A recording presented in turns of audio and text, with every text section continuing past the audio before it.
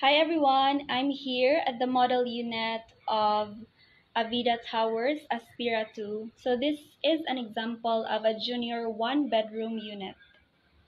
So mo ni siya diri ang living area, then diri ang bedroom, one bedroom.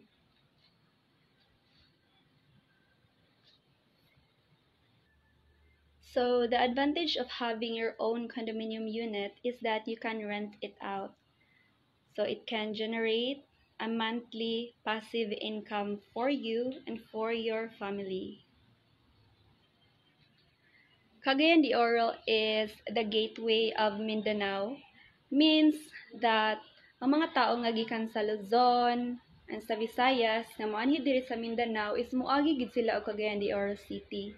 So dili ka mabalak ka sa mo rent out sa imuhang unit because na ay mga professionals like mga doctors, mga nurses, kamani sila diri sa Cagayan de Oro City, like mag-oath taking sila or any nga mga attendan nila nga mga seminars diri sa Cagayan de Oro City.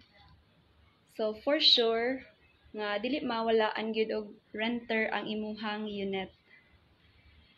So instead of putting your money in the bank, invest it in real estate that will give you your